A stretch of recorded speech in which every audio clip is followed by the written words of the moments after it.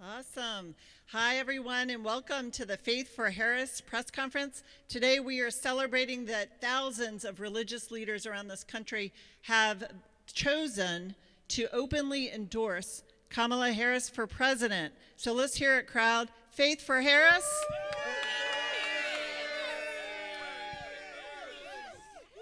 So, normally religious leaders don't endorse necessarily in the open, but we feel like this election is so pressing, that the issues before our country are so pressing, and that Kamala Harris is the person who embodies our values of freedom, compassion, the common good, and love of neighbor. Faith for Harris? So we have several speakers for you today that represent the various traditions that have been signing on to endorse Kamala Harris. The first is Rabbi Lauren Henderson. She's going to come up first. Then we have Amin Ghanem, who is a Muslim and an organizer. Habib, who is with the Jewish Democratic Women's Salon. And then we have Reverend Rob Carr, who is a former pastor, Baptist pastor. So they'll come up in that order. Rabbi, thank you.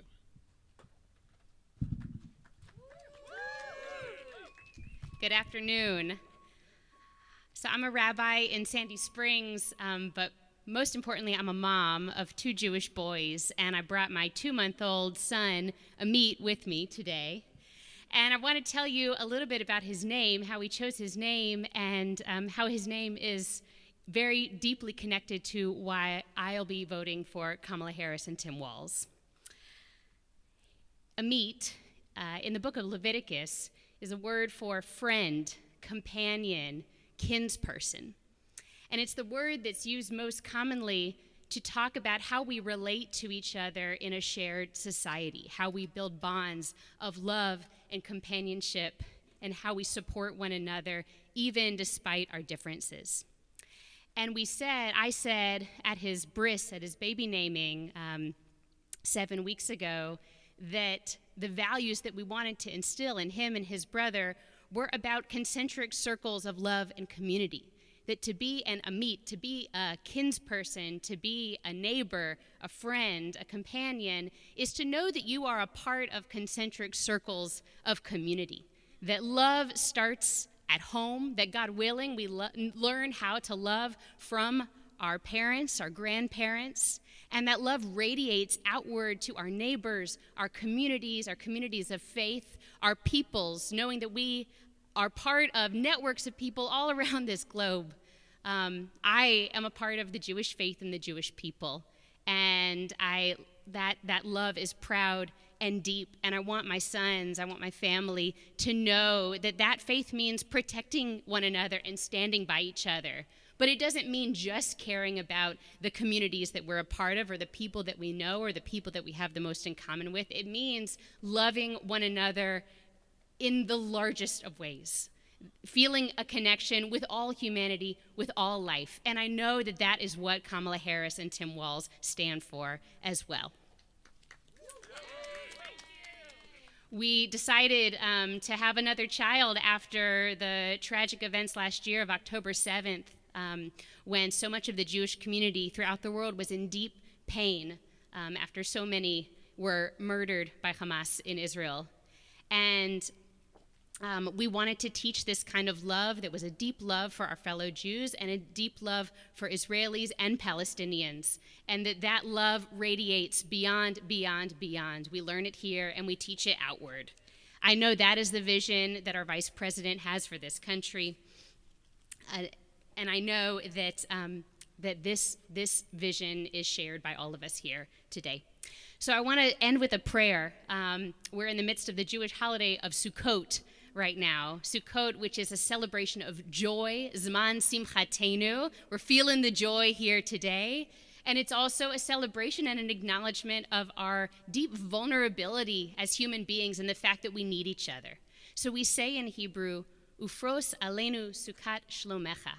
We ask God, we ask the divine to spread over all of us, truly all of us, a shelter of your peace.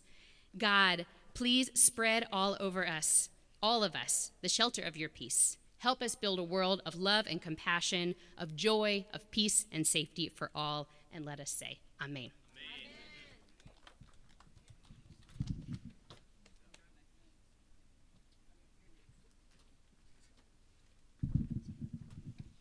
Hi, all.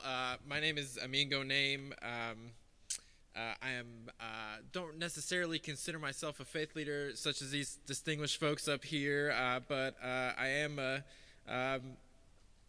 Egyptian immigrant Muslim dude that grew up not far from here and got pretty involved in politics. So I'll tell you really just the bit about why, given the tradition I was brought up in here, why I am easily behind Harris this year. The Arab community, take care of your elders. You're brought up in kind of intergenerational homes with grandparents around, parents around.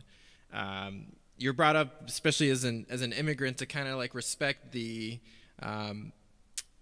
society that you're living in, especially if it's one that's maybe foreign to you or different than your culture. And that's why I'm a proud Democrat, is because Democrats are the party of multiculturalism. They're the party of, anybody can come to an America, have a fair shot at being included in politics, in the economy, in social life generally. And that's what I was raised to believe in, and why I'm supporting Harris this year. The vice president has a couple of great policies really that go directly to the core of these kind of teachings, like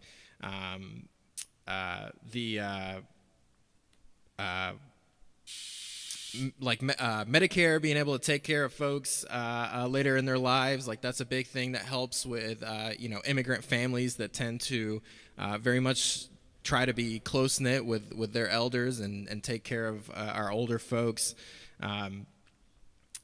That one's huge. Like right now, I had a grandparent that got ill when I was a teenager. We had to care for him towards the end of his life. Makes it hard if people are shouldering that burden by themselves, and I think that's a huge policy. And really, again, this is just about who's willing to include me at the table, who's willing to give me a seat. Like I said, I've worked in Democratic politics for several cycles now, and as a bearded Muslim kid, middle name Muhammad, like I was able to rise in the ranks of Democratic politics. I've gotten to work on some cool campaigns with some big names that you'd recognize, and that's who gave me a shot to make a difference, and I've gotten to see that difference happen in real life. So I'm proud to be behind the Harris Waltz tickets this year. I think we got a good shot of keeping Georgia blue if we rally all these different constituencies and communities that we need. And I appreciate the chance to be here today. Thank you. Thank you.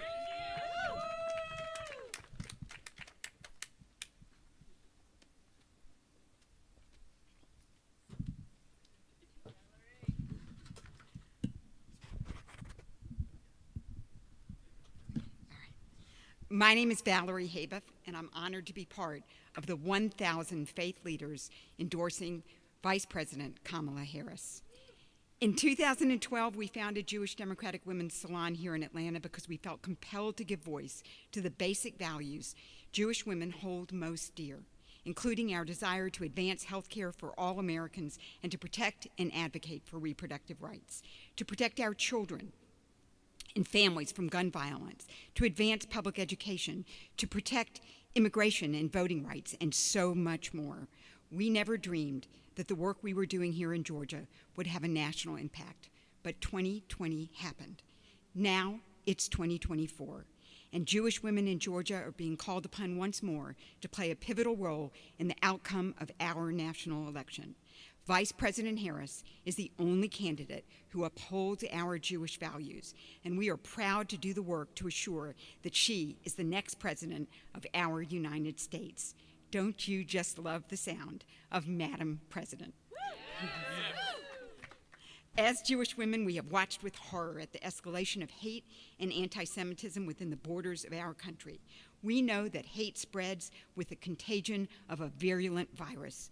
Donald Trump has played a significant role in spreading that hate, beginning with his initial attacks on immigrants and then on Muslims, and most recently on Haitian refugees. There is no vaccine for the hate that he spews, and no one is immune from it. As Jews, we connect to the immigrant because we were once strangers in a strange. Give me your tired, your poor, your huddled masses yearning to breathe free. Most recently, Donald Trump fanned the flames of hate when he supported the power trope that is at the core of anti-Semitism conspiracy theory. He said that he would blame American Jews if he lost.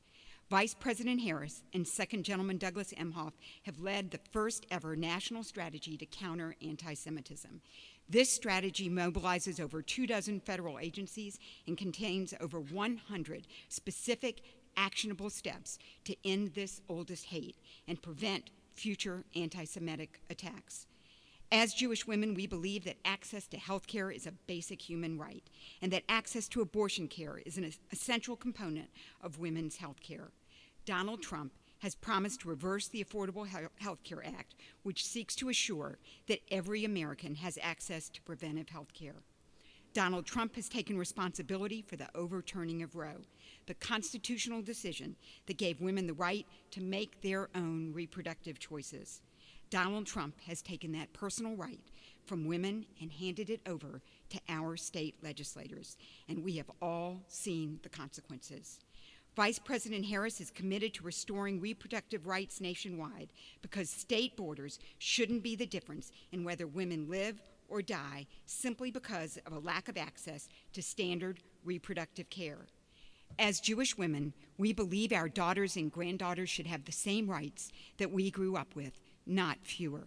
Weeks ago, due to the bans that Trump's appointed judges made possible, Amber Thurman died because she could not access abortion care right here in Georgia.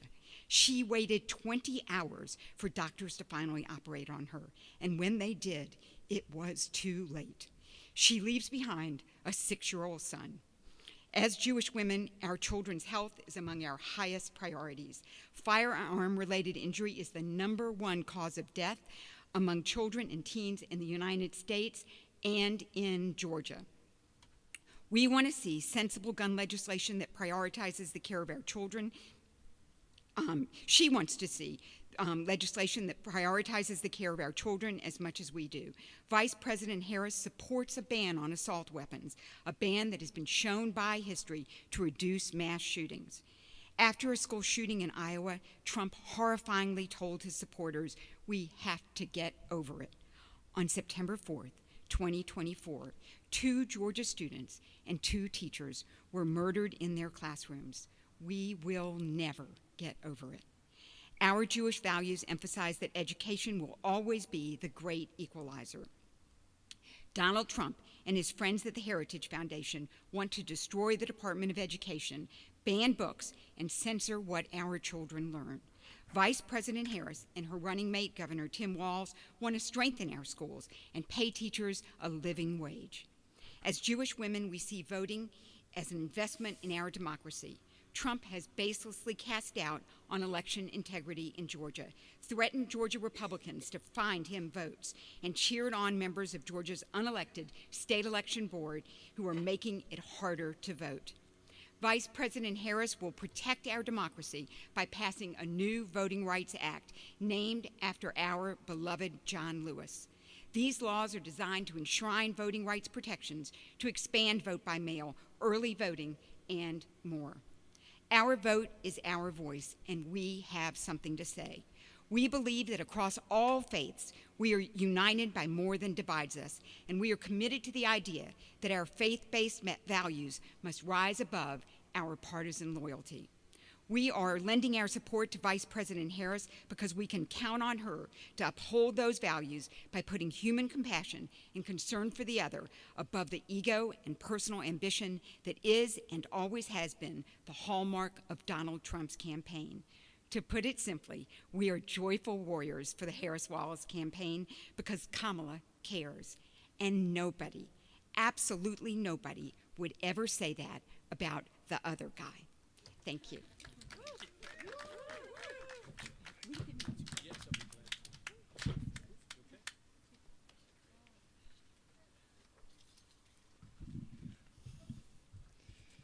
These are incredible messages for an incredible time.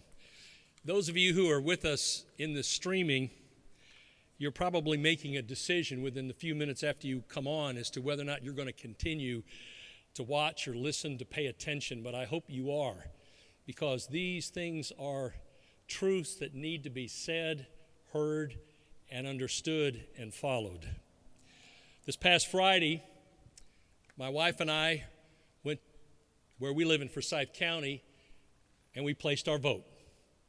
We voted, and while as a pastor, a former pastor, I will tell you that it's not in my prerogative just to tell you what I did or how I did it, because pastors many times need to be sensitive to their congregation as to the beliefs. But these are different times. These are different times. And so I'm going to give you a peek, just a little bit of a peek of what I did when I was in the voting booth. So I went in and I saw the screen, put my little card in, and I saw the options. But this is what I did. I voted for the one who was coherent. I voted for the one who was consistent. I was the one who voted for the one who was compassionate. I voted for the one who was a constitutionalist. I voted for the one who believed and supports choices for women. I voted for the one who was cogent. You can look that one up, by the way, if you need to. I also believed and voted for the one who is constructive, the one who was and is a critical thinker. And then I pressed the button and voted for her, and now you know who I voted for. My friends, we live, and I would say this as a pastor, when I was at Indian Creek in DeKalb County, we knew the tensions. We knew what we were up against. We knew that it was hard, and when they called me to this church, they said, "We're ready to die. Would you just come up and do the eulogy?" And I said, "No, I didn't come here to let a church die. I wanted to open this church up to the possibilities of what faith, hope, and love could do." And we opened it. We took the boards off the windows. We put in new flooring. We fixed the air conditioning. We said, everyone is welcome. And they came.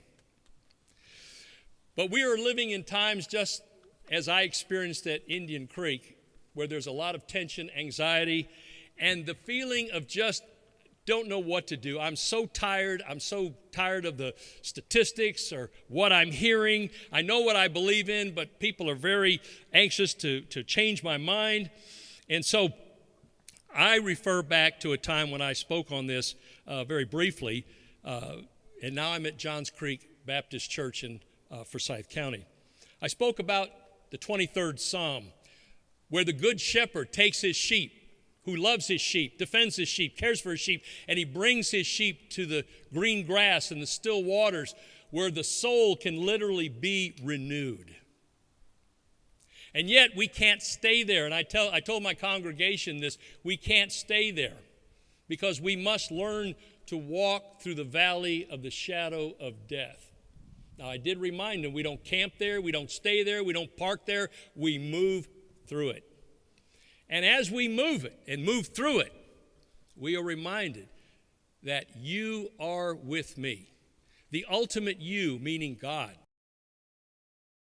But I want you all to know something.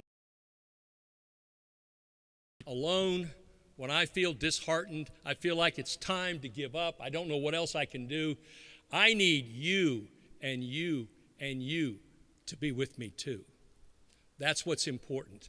It's not only having God there to comfort me and to bring me solace, but we need each other to do that. I want to remind you, and if you have time, my pastor Sean King at Johns Creek Baptist Church this past Sunday did a sermon on solitude and what it needs to break away from all of the activity, the stresses, the things that causes us just to go, I want to give up. He preached that sermon. You can go to jcbc.org. You can hear that. He's done the most eloquent and the best view of that approach to what it means to sometimes take a breath, get renewed. But you know what, my friends, and this is what I want to leave you with, because as we work together, as we unite together, as we come together to help each other out of despair and frustration, we can now talk about being overcomers. We are now overcomers. We can overcome these things that we're facing, and we can see victory, and we will prevail because we are doing it in a united focus of diversity, every faith, everybody coming together so that Kamala Harris and Tim Walz can take their rightful place in the White House come next year, and we will be cheering that on. And let's help others to do that, first of all, by you voting, if you haven't done that yet, but also to get somebody there that will vote too. We hope for a great year in 2025. God bless you, and thank you all for listening, and thank you all for staying with us on this streaming time. Thank you. Hello, my name is Doug Padgett. It's such an honor to be with this group of people. Thank you to all of you who have expressed your faith. As an evangelical pastor, it is my privilege to travel the country and to invite people from my religious tradition to join those of common good faith in voting for Kamala Harris and Tim Walz. Now, a lot of people in my faith tradition as evangelicals have been told for 40 plus years that there's only one candidate you can vote for and keep your faith, and that would be any Republican on the ballot. And we believe that in this election, Kamala Harris will receive more votes from evangelicals than any presidential candidate since Jimmy Carter, because there is a movement afoot for people of common good faith and common goodwill and common good hope to vote for Kamala Harris. I have had the privilege of voting for Kamala Harris twice, in 2020 and a week ago. I've had the privilege of voting for Tim Walz 3 times, twice as my governor in Minnesota and once a week ago. And it feels very empowering to say yes to that movement, to say yes to Kamala Harris and to Tim Walz, and frankly, for me to say no to Donald Trump and J.D. Vance. Now, I never thought I would say this to my evangelical friends, but I'm proud to say it. Would you please, if you consider yourself to be a Christian, conservative, Republican, just be like Mike Pence and say no to the man who he used to work for? If you find yourself as a deep-hearted, caring, conservative Republican, would you be like Dick Cheney and his daughter Liz Cheney and say no to the person whom they used to support? If you find yourself as someone who has never voted before and you don't know what to do next, would you join this great community of people who are saying together that all of us can join together in another political movement, recognizing that there is no perfect candidate? I ran for office in 2010, and for one brief period of time, there was one candidate with whom I agreed with on all the topics. And I do not agree with that candidate any longer. No candidate is perfect. No voter is perfect. But we ask you all simply, maybe you're not ready to become a Democrat, but we're asking you to vote for Kamala Harris and Tim Walz in this election. Thank you for being a part of this movement. Thank you for being a part of this live stream, where we're so proud to announce that more than 1,000 faith leaders from across faiths in the United States have been willing to publicly raise their voices and say yes to supporting Kamala Harris, and we hope you will join us. And you, of course, can do so at KamalaHarris.com. Thank you.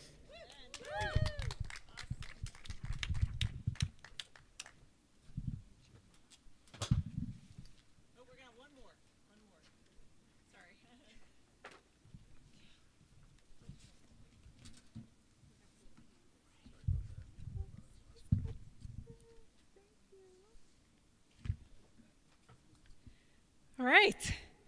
In a remarkable demonstration of unity and support, over thousands of faith leaders from diverse religious backgrounds have announced their endorsement of Vice President Kamala Harris for President of the United States. Woo!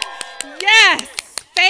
Harris, this unprecedented coalition underscores the significant role that spiritual leadership plays in shaping the political landscape, particularly in a time of polarization and division.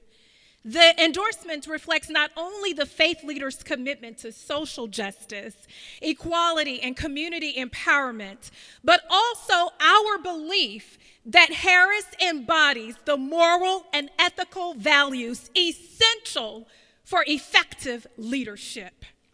Her track record on the issues resonate deeply as a champion for those who are marginalized and an advocate for a more just society for all. Look behind me at the diversity of coalition of faith leaders that are representing various denominations, faith traditions, representative of various communities. And this is important because it emphasizes that inclusivity is not lost in the political conversation. The support that is represented here is rooted in shared values and a vision for a nation that prioritizes compassion, equity, and healing in this divisive political environment. The endorsement that we stand here today to support reflects the confidence that Vice President Harris will not only uphold these values, but will actively promote policies. It goes beyond upholding the value, but we must see policies that address the systemic challenges facing many American families today. And so as we leave here, we must mobilize and energize voters who seek leadership that authentically reflects our spiritual and moral convictions. Moreover, Harris's dedication to equity speaks to our responsibility to care for one another, and to get behind a vision that fosters hope, that transcends politics, and seeks to heal the wounds of our society. So as we prepare for those of us who still have yet to vote, let us remember that choosing the Harris-Waltz ticket is more than a mere ballot cast. It is our powerful affirmation that our convictions and our desire is for a future that aligns with accountability and love. And this is our moment. This is our moment, symbolic of a pivotal shift in the political narrative, emphasizing the critical role that faith and values play in shaping the future of the United States of America. This is our moment to make our voices heard, to elect the only candidate, I said the only candidate who has the moral aptitude to lead this country, and that is Vice President Kamala Harris, next President of the United States of America. Yes!